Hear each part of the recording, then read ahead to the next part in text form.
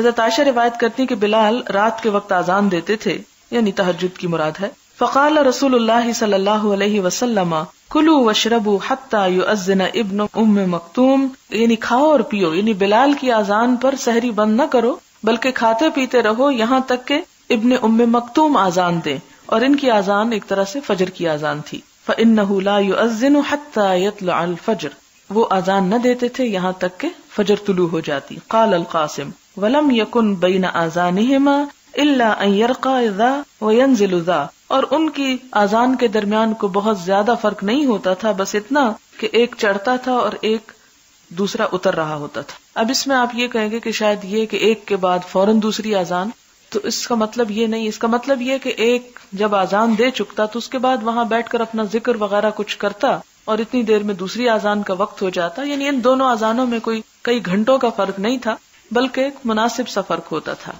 اور اس میں آپ یہ بھی دیکھ سکتے ہیں کہ صحابہ کرام کے سحری کھانے کا وقت کتنا مختصر ہوتا تھا. اور دوسری بات یہ بھی ہے کہ بہت ارلی سحری نہیں کھانی چاہیے. اس حدیث سے یہ بات بھی پتہ چلتی ہے، یعنی آخری وقت میں سحری کھانا جو ہے وہ زیادہ بہتر ہے بنسبت اس کے کہ آدھی رات کو کھا لی جائے. جس میں ایک حدیث آپ نے شاید پڑھی ہو کہ آپ صلی اللہ علیہ وسلم نے فرمایا میری امت اس وقت تک بھلائی پر رہے گی، خیر پر رہے گی جب تک وہ افطار میں جلدی کریں گے اور سحری میں تاخیر کریں گے.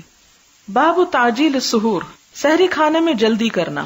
جلدی سے مراد یہ نہیں ہے کہ آدھی رات کو کھانا، مراد یہ ہے کہ نماز کا بھی خیال رکھا جائے. یہ نہ ہو کہ انسان سحری کھاتا چلا جائے، پہلے یہ کہے کہ ابھی تو اذان شروع ہوئی ہے اور پھر اذان ختم ہو جائے اور اس کے بعد یہ کہ ابھی تو 5-6 منٹ اور، تو اتنے میں نماز کھڑی ہو جائے. تو ایسا نہیں کرنا چاہیے. حدثنا محمد بن عبید اللہ حدثنا عبد العزیز بن ابی حازم عن ابی حازم عن سہل بن سعد رضی اللہ عنہ قال، سہل بن سعد کہتے ہیں کنت اتسحر فی اہلی، میں اپنے گھر والوں کے ساتھ سحری کرتا، ثم تکون سرعتی، پھر میں جلدی کرتا، ان ادرک السجود، کہ میں سجدہ پالوں یعنی نماز میں پہنچ جاؤں، مع رسول اللہ صلی اللہ علیہ وسلم، رسول اللہ صلی اللہ علیہ وسلم کے ساتھ. یہ اصل میں وقت بتاتی ہے سحری کھانے کا کہ سحری بالکل نماز کے قریب ترین وقت میں کھانی چاہیے، یعنی اذان کے قریب قریب. باب برکت السحور من غیر ایجاب، سحری کی برکت من غیر ایجاب یعنی بغیر واجب ہونے کے، یعنی سحری کھانا فرض نہیں. اس کا مطلب کیا ہے کہ اگر کوئی سحری نہیں کھاتا تو اس کا یہ مطلب نہیں کہ اس کا روزہ ہی نہیں ہوتا، روزہ ہوگا اس کا، لیکن سحری کھانے میں برکت ہے. لأن النبی صلی اللہ علیہ وسلم واصحابہ واصلوا، کیونکہ نبی صلی اللہ علیہ وسلم اور آپ کے ساتھیوں نے مسلسل بھی روزے رکھے، ولم یذکر السحور، اور جس میں سحری کا ذکر نہیں کیا گیا.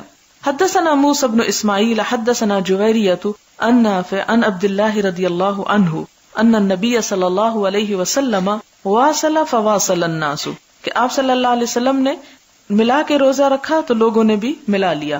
فشق علیہم، تو ان پر مشقت ہو گئی، لوگوں پہ بڑا بھاری گزرا. ظاہر ہے کہ اگر سحری نہ کھائی جائے تو بہت تکلیف دہ ہو جاتی ہے بات. فنہاہم، تو آپ نے ان کو روکا. قالوا، لوگوں نے کہا انک تواصل، آپ جو ملا کے روزہ رکھتے ہیں. قال لست کہیئتکم، فرمایا میں تمہاری طرح نہیں ہوں، یعنی میرا معاملہ تمہارے معاملے جیسا نہیں ہے. انی اظل اطعم واسقا، میں تو کھلایا بھی جاتا ہوں پلایا بھی جاتا ہوں، یعنی میرا اپنے رب کے ساتھ جو تعلق ہے اور غیبی مدد جو مجھے ملتی ہے وہ تمہیں نہیں ملتی. اور اگر آپ یہ کہیں کہ وہ کس وقت کھاتے تھے اور کس وقت پیتے تھے اور کیا ہوتا تھا، اس کی مزید تفصیلات تو ہمیں نہیں ملتی، لیکن حضرت مریم کا واقعہ یاد کر لیجیے جو قرآن میں آپ پڑھ چکے ہیں کہ حضرت زکریا علیہ السلام جب ان کے پاس جاتے اور ان سے پوچھتے کہ یہ رزق کہاں سے آیا تو وہ کہتی ہیں اللہ تعالیٰ کی طرف سے.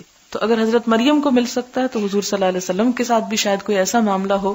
اور ویسے بھی یہ ہے کہ جو جو ایمان کی قوت بڑھتی چلی جاتی ہے، روح طاقتور ہوتی چلی جاتی ہے، جسم کے تقاضے خود بخود کم ہوتے چلے جاتے ہیں.